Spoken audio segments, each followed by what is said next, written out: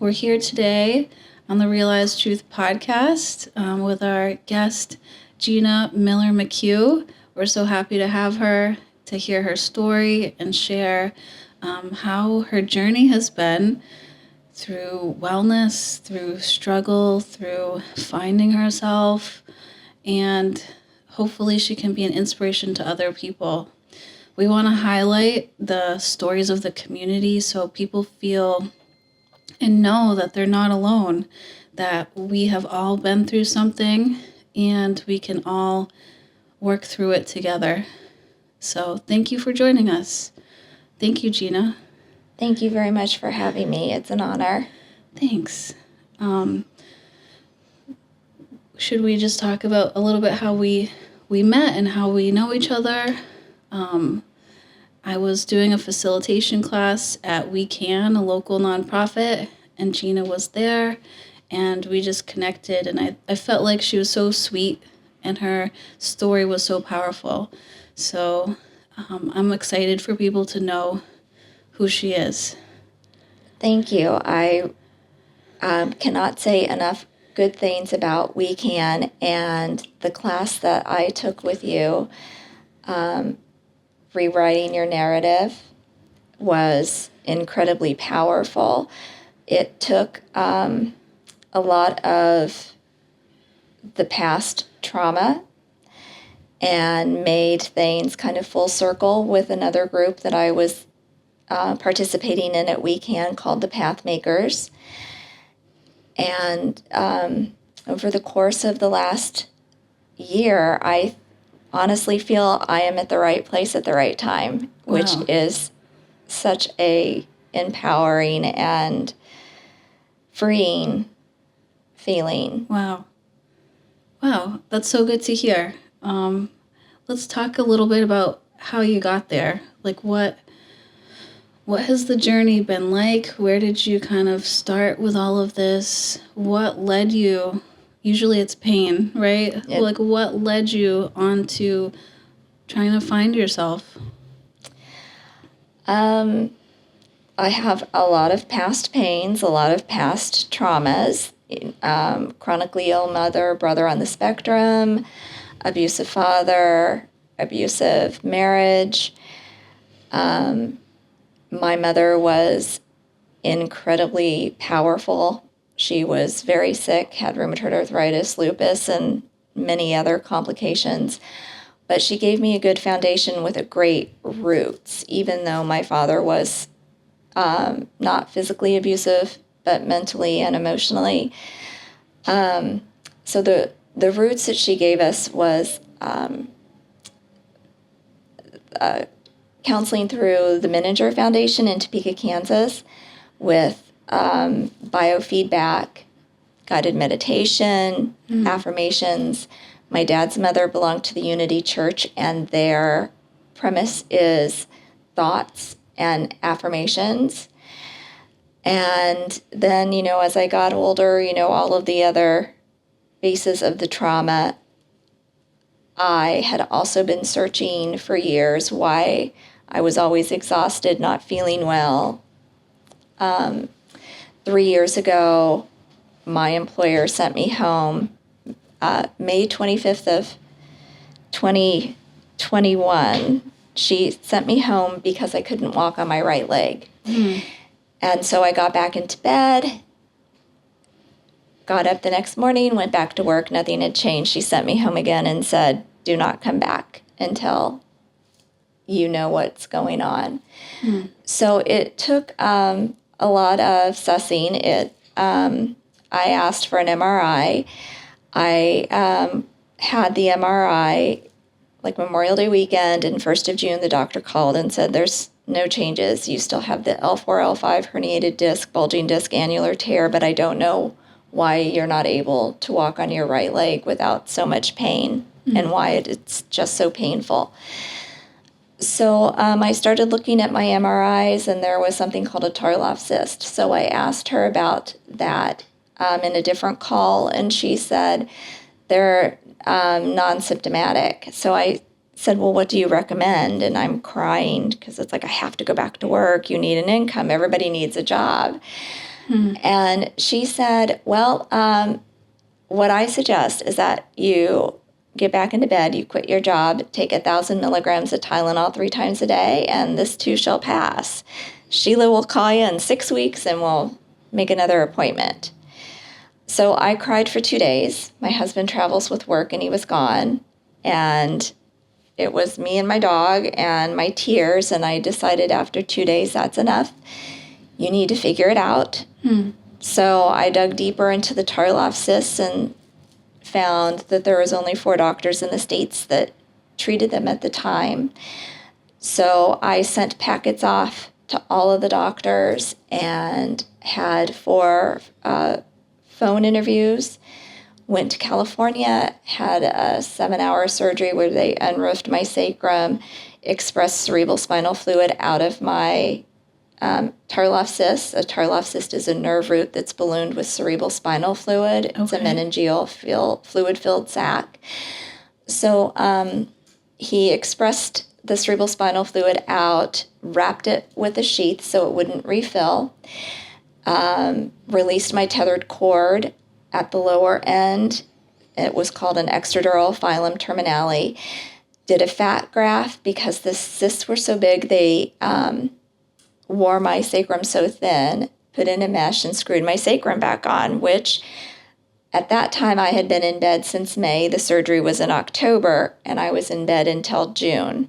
In the past, I've owned 2 businesses, and I've always been type A, and I've gone to school full-time, taking care of my mother full-time, had to study, obviously had to support myself, had a job. Very independent. Yes, and I was in bed. Oh. So I started making a list. I'm visual, and of what I can't do, what I can do, and what I want to do. And I started Googling, and somewhere is where I found We Can, which started my process of my involvement with them. And it was weird. The first class I took was Wills and Trusts, but that was kind of like where my mindset was. I was in a really dark place. You didn't know if you were going to live or die or what was going to happen for the future. I was in bed. I'm not an in-bed person. Yeah. I had to learn to grieve the stuff that I was losing. Not just the lost income, but that working path is not going to be in my future, and I have to redefine what that was. Grieving a big part of your personality. Yeah. Like a big chapter of who you are, and then asking yourself, who am I? Yeah, that fork in the road. How can I, rewrite that narrative, redefine it? Wow. And through all of the classes that I've taken at We Can, the Pathmaker program, your program, honestly gave me an incredible foundation of a lot of the things that I have been doing. I brought back to the foreground, because when you're living in chronic pain, that noise is so loud. It's so loud and hard to remember the skills that you do have and how to practice them. It's like 75% of our thoughts are negative, I think, on a day, and 95% are repetitive. And when you're stuck in bed and you're trying to figure out how to grieve, how to go forward, what I can do, it's a lot of thought processes that you need to retrain your brain and your emotions. Margaret Thatcher said something like, it's something to the effect of what you think is what you become. And it's similar to a self-fulfilling prophecy. So I think a lot of people experience chronic pain, right? And what do you mean by it's so hard to bypass that part of your brain? What is that part of your brain that makes you feel helpless? for me, I describe it kind of as a noise. The pain is so powerful that it's another voice in my head of just how I hurt and pain. And each day I consider it a win that I get out of bed. If the migraine is so bad, I don't. If I'm not able to drive myself safely because of a migraine, I don't. But the rest of the pain, I push through. But it's a choice. I can either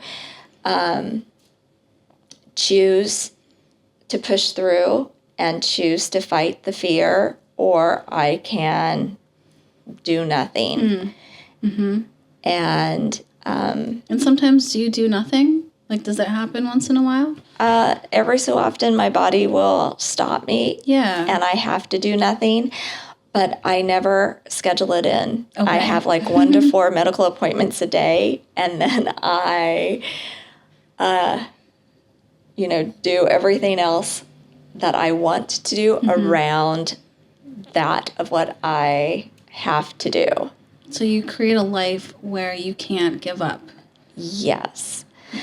My mother said I was always very determined and stubborn, and I never liked the word no. And I don't like having that limit, but it's not easy. It's so much self-talk that goes with it, affirmations, quotes, and you have to find your reason why. Also, I was in bed for 13 months, and and then I found WeCan, and that gave me the empowering freedom of knowing I am not alone.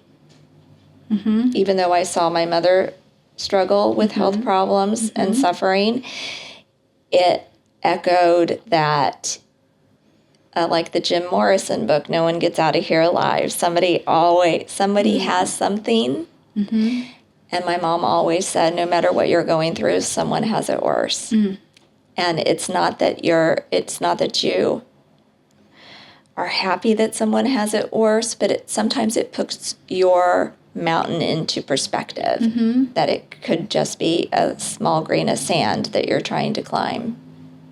So it's really shaping your mindset around the struggle in your life and not being whisked away with it. Yes. Like, I'm going to take my power and be as in much control as I can be over this situation, and I'm not going to let it defeat me. Yes, it's finding what you can control. Yeah. And attitude is Yeah. pretty much what you can. And Yeah. it's really amazing. There's days I wake up and it's like, there's no way I'm going to get through this day. Yeah. But by the end of it, I did. Yep. Now that means my house is a little disheveled. Yeah. And some of the other things didn't get done. Yeah. And my laundry pile Yep. is immense. Prior to my surgery, I had the Better Homes and Gardens type of a house, but I don't anymore, and that's another thing I'm just having to kind of live with. But I do also want to say that when I went to California and had that surgery, the surgeon said, when you get back, I think you need to see a geneticist. I feel you have a connective tissue disorder. And February of 2022, I saw a geneticist, and I was diagnosed with a rare genetic connective tissue disorder, which is the root of the Tarloff cysts and all of my other problems, the migraines, the other things are just comorbidities of The physical it. breakdowns of your body. And that was the root problem, was the genetic disorder? Yes. Okay. And is there a treatment for that, or? There's no treatment. It's you treat the symptoms. Okay. Which in June I counted I have 17 doctors, which I'm starting to go through the process of I'm going to start eliminating things because I do have 1 to 4 medical appointments a day, and that's just way too much. I had rotator cuff surgery repair and 5 other repairs in December, so I can't eliminate PT yet. But hopefully soon, because I am gaining momentum with the shoulder. But there's a lot I need to kind of suss away. So the disorder, what is it called? It's called Ehlers-Danlos syndrome. There are 13 subtypes. My subtype is hypermobile, so it would be HEDS. What does hypermobile mean for people? My body is incredibly flexible. Okay. Which makes it more vulnerable to injury. Yes. Okay. Yes. And, normal things I can do, but my connective tissue is weak. And if I would have been diagnosed earlier, there are things that I may not have done to my body. One of the businesses I owned was a mobile barbecue business. And at the time, I was really lean and strong, and I would lift, a 50-pound bag of charcoal, put it over my right shoulder, carry it where I needed to go. Yeah. Well, now I had that rotator cuff tear. So early diagnosis is very important. It generally takes someone 14 years to be able to be diagnosed, and it took me 56 years, which was a long time. Yeah. Wow. I'm glad that you found out and you're taking care of yourself as best you can now. Yes. Like I said, since that day my employer sent me home, everything's kind of come full circle on this is where I need to be, and I need to help other women empower themselves to, no matter what happens in life, there is a way through it. And none of us are supposed to do anything alone. I agree. That's everything we believe in. Yeah. And I want to highlight that I think everyone has this moment in life where what we think is reality or what we think is who we are gets stripped away. And what do we do at that moment? Yes. We're going to break down. We're going to go through some sort of depression or episode of just being lost, right? That's normal. And then what do we do with it? Do we use it in a meaningful way? And I love that you have not only fought back, but you are using it as a vehicle to help other people, to inspire other people, that we don't have to just succumb to it and suffer through life, right? So it's that defining point in our lives that what are we going to do with this to make it meaningful? Yes. What is my purpose from this suffering, right? Yes. Yeah. All of my life I've struggled with, what my purpose was or is. And now it's to bring awareness to the genetic condition, but also to inspire and bring education to women that they've had the power within them all along. It's, you got to just tune out that noise, tune out those reels, and find a tribe, find people that will uplift and support you. And it makes the journey, it doesn't take the pain away, but it makes the journey easier to get through the other side. Makes it possible. Yes. Yeah, potential. I think it's wonderful. And I want to just take a minute to bridge you've gone through multiple chapters of your life, right? Traumatic childhood, successful businesswoman, this physical ailment that has changed your life, right? And having to accommodate each chapter, adapt, who you are. And you bring your mom into all three of those, right? You've mentioned her through each chapter and how it's impacted you. How do you think it's threaded through, like, her journey with her physical illnesses and, watching her go through it? How did that impact you? I never heard my mom ask why. She never asked. Like, why me? Yes, why me? She had a incredible faith in God and in her abilities. Yeah. And she had her first surgery when I was 6 and my brother was 3. It was, maybe I was 7. It was joint replacements of her fingers and her wrist because of rheumatoid. And then years later, in my late 20s, the lupus started to break down the metal and the plastic prosthetics in her fingers and wrists. So they had to remove them. Well, she had on her left hand the knuckle at the base of her index finger. That was it for bone structure. She was right-handed and had to teach herself how to write left-handed. Wow. And what bothered her the most was that it eliminated her freedom because she was not able to drive, and leave the house on her own. But I got to witness her teaching herself how to print and write cursive. I got to witness so many things that she did without anyone there to help her. And then my brother and I grew up going to medical appointments with her in the summer. And, when I was 7, I was helping her do her PT and different things. But I never saw her cry.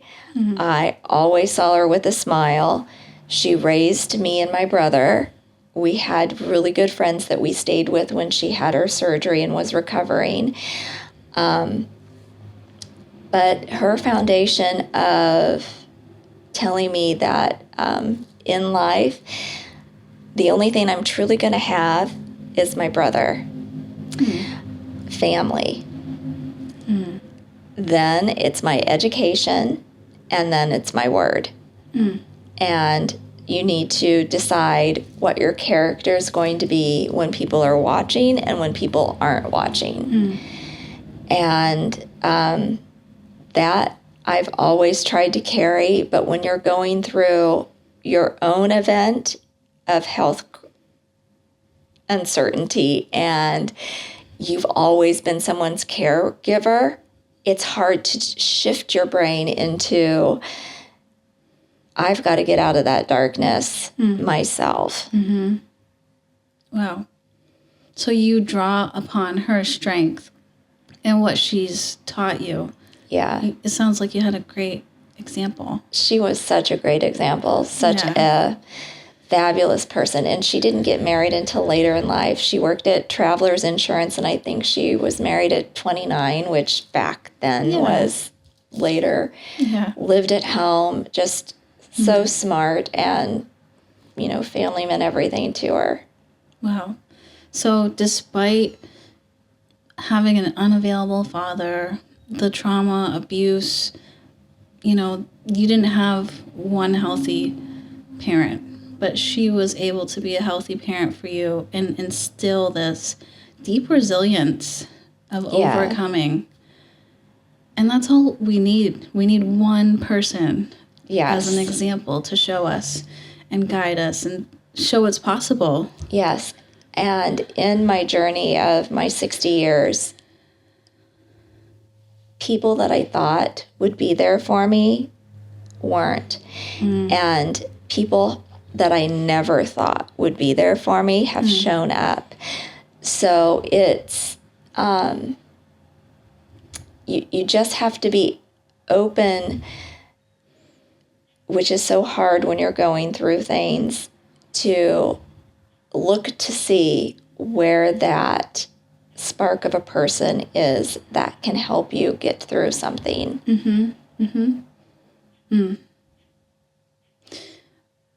I agree. Yeah. So just taking a few minutes, shifting to the other side of things, right? Like, were there systems that you encountered, or people or events, or the stuff with your dad? Like, how has that blocked your journey towards wellness, towards being well? Repetitive negative reels. Like, those events and people have created those reels? Yes. You know, my father was verbally abusive. My brother and I were stupid. We had no common sense. It's a lot of, the reels, the negative things that he said. I was born in Kansas City, Missouri, and when I was 5 or 6, we moved to Topeka, Kansas, an hour and a half away. My parents, my mother's parents had passed, but she wanted us to have family and grandparents. So my father's parents were in Kansas City. My dad did not want to drive us the hour and a half to see his family, so he would put me, my mom, and my brother on a Greyhound bus, and we would go. His mother would say, "Oh, it's such a shame your dad had to work this weekend and couldn't join us." And I would say, "Oh, he's not working. He just didn't want to come," which was the truth. But I would get home and get punished because I said something my dad did not like. He didn't want any information that went on in our 4 walls to be shared with anyone. And it was a juxtaposition of, I was going to CCD, Catholicism classes, and learning thou shalt not lie. But I was also being told I can't share things outside of my 4 walls. And, you need to be respectful of your parents. But then my dad would tell his mother that I was lying because he didn't want to be the bad person. So I took the brunt of that, which she told my aunt, her daughter, which spread, throughout the family, which they would ask, why do I lie? And so it's very confusing. Yeah. Growing up with that. And that was just pretty much the way it was.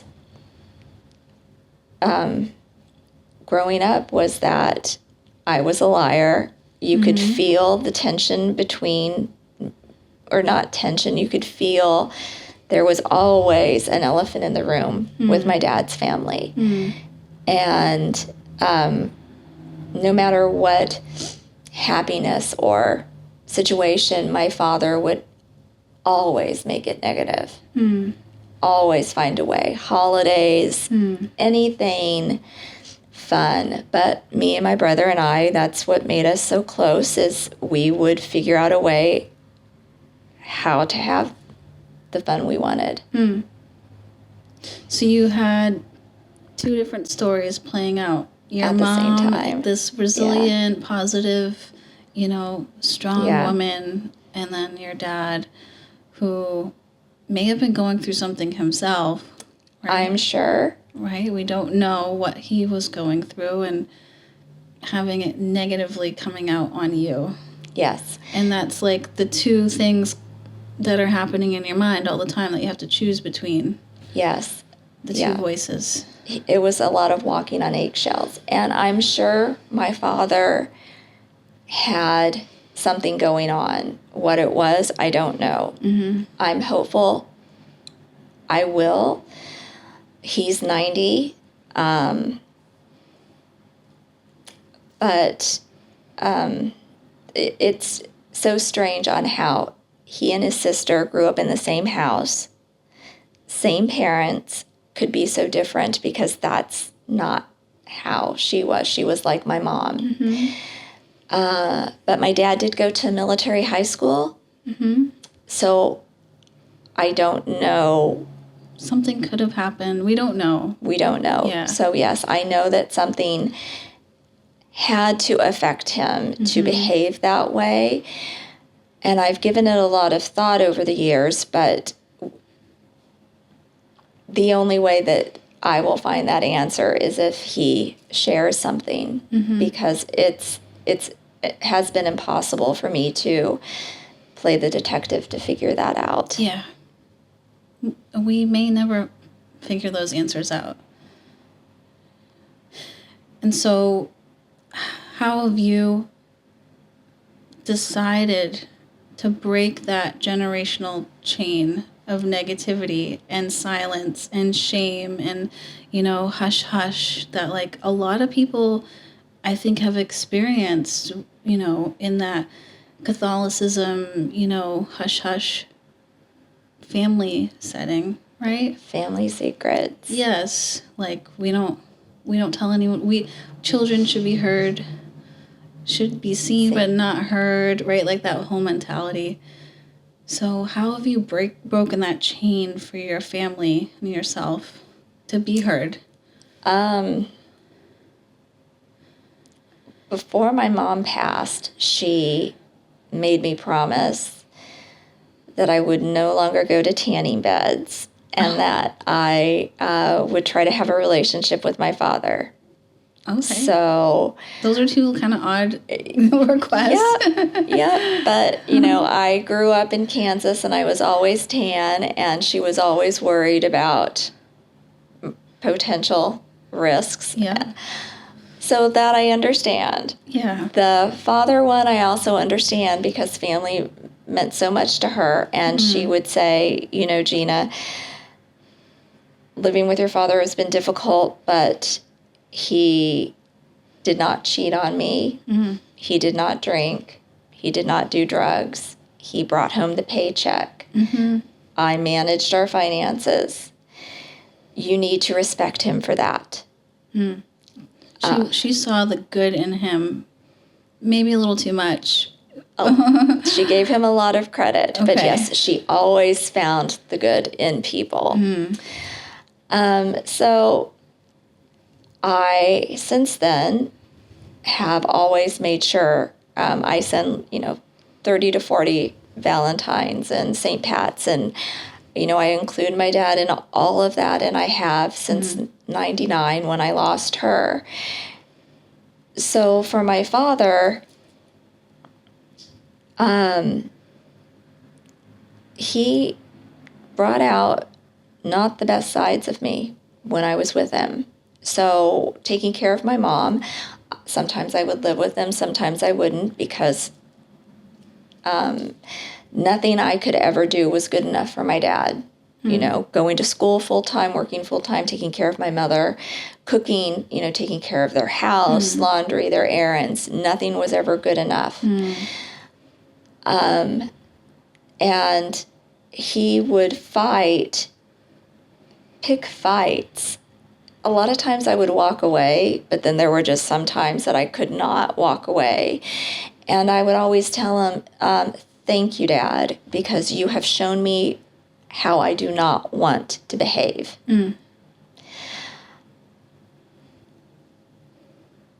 Sometimes I have that side that comes out, but for the most part, he did teach me how not to behave. How I broke it, it's just sheer spite on that's not who I want to be. Reconciling the trauma, suffering is part of the human experience. I can do what I can to control myself and me. And for my father, I do whatever I can to have that relationship, especially now since he is 90. Fingers are crossed that it will happen one day. I actually found a nerve doctor in Houston, and my dad lives in Houston, and I thought, oh my gosh, if I could get an appointment with this guy, I would be in Houston, and maybe I could actually see my dad. Wow. But that's not, that cannot be my primary reason. Sure. But it's certainly Sure. There's always that appeal. hope that we Yes. want to restore that connection with our parent. Yes. Even whatever they do. Yes. Right? And that generational trauma, I always wanted children, and I never was able to conceive. But so it is ending with me. But it's still a choice that I do not want it to affect the life that I have left. You know, it's already affected probably 55 years of my life that I've given it enough power. I need to have my power now. But the generational trauma, again, if I can educate anyone or help anyone find like that first step for them to get through it and past it, it's a win. It is a win. We don't have to just break the cycles for our children, right? We can break the cycles for the next generation, for our peers, right? So that we can be available and they can feel the ripple effects of the work we've done. That's what I'm hearing. I like that. Yes, the ripple effects. Yes. Right. Yes. I'm not quite sure what the butterfly effect is, but I think we all share a connection. It's an energy. Yeah. And I think after we leave people, we can still feel that connection. Yeah. Which if people can find that tribe and can find that place to start, like the walls here, the walls at We Can, it's a feeling that you can carry with you, and that can get you through the day. You know, sometimes you may have to live second by second, and then gradually, minute by minute, and then,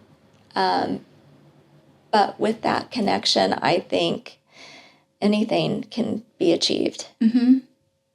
We have a long way to go, and but the little pieces keep coming into place because this is supposed to come to fruition, right? We Can has done such a wonderful job for women to empower them, local nonprofit that we really support.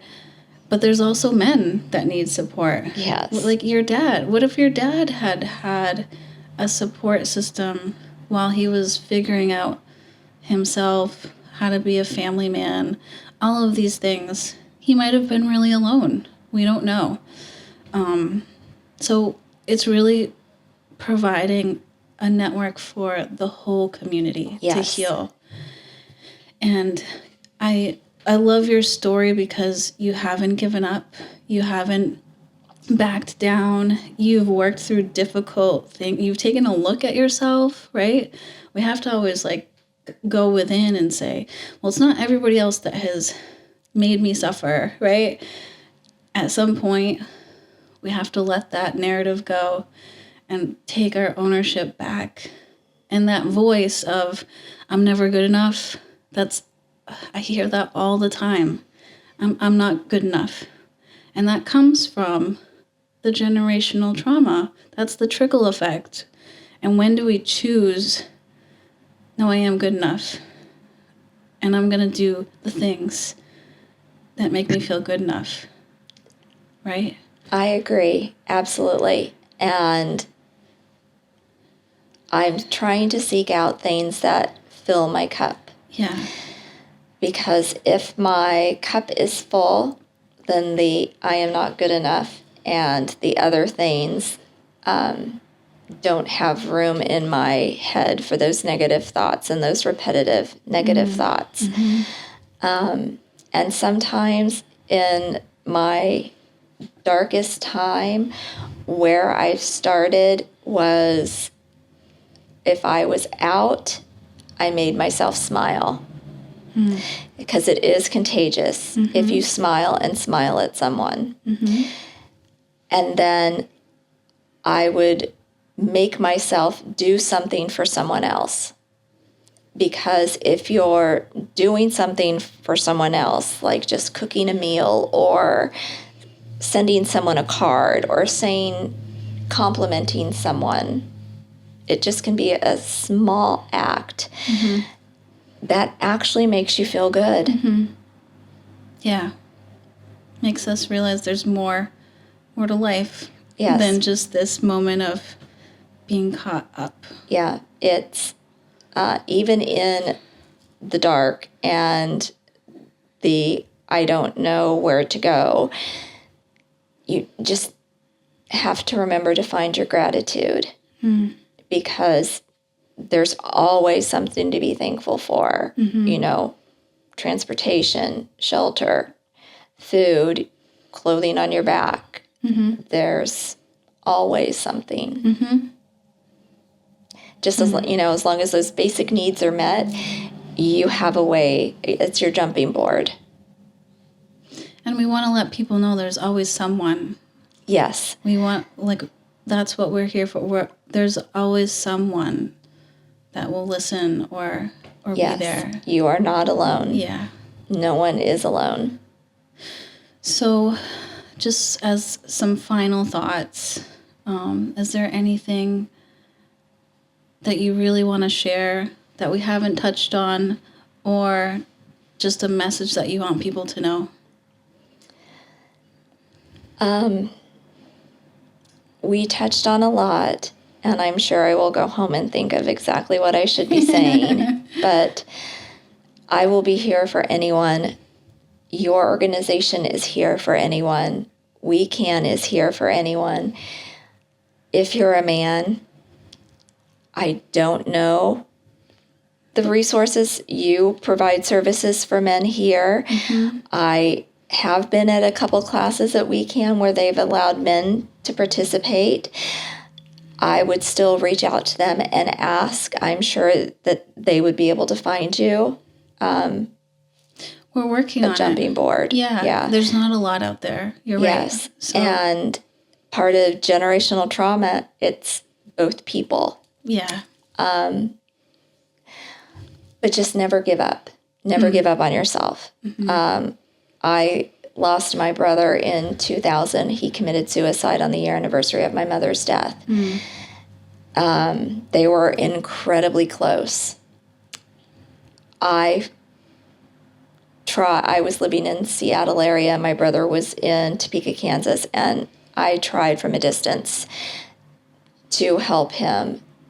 I should have just paused what I was doing and gone back to the Midwest. But that's final. Everything else, we have a choice. We can decide if we're going to push through the mind killer of fear and self-doubt and grab the handle of the basket where we just make that first phone call, that first step. Take that first breath to know that people are there for us. This is not a journey that we need to be doing by ourselves. No one can accomplish great things by themselves. They have a team. You're right. And this journey is about finding our tribe and finding the lessons to keep morphing into better people. Yep, learning. Which you have done, right? Letting go of the materialistic image, type A, whatever it is, right? Realizing what really matters. Yeah, it no longer serves me. Yeah. And the bottom line is love. That love and kindness is what most of life is about. It's why we're here. We're here to help someone else, to uplift someone else, to make someone else's day or path lighter. Yeah. It's not just about us. Nope. Nope. And if you take that off of yourself for a minute and do help someone, you do really feel a lot better. Well, I know your story is going to help other people, and I hope they take the time to listen and appreciate and your vulnerability, right? I knew you were going to be vulnerable just from who you are. So I appreciate it so much and being honest. And thank you for doing this. Thank you. And thank you for taking your time to volunteer and facilitate the course that you did, rewriting your story through an empowered lens. It is a workshop that I would recommend. And Thank you. I am hopeful that you're going to be able to teach that again soon. And it was a 5-week course, and I really think it could be longer. Or instead of, it was 3 hours or 2 hours, 2 hours, maybe an extra hour, because it was a very impactful course on knowledge and self-reflection. Thank you. That was my goal. You succeeded. Thanks. So I'm sure we'll have more of those, and I'll take your feedback. Yeah, maybe it can be twice as long. So until the next time. Yes. Thank you, Gina. Thank you so kindly.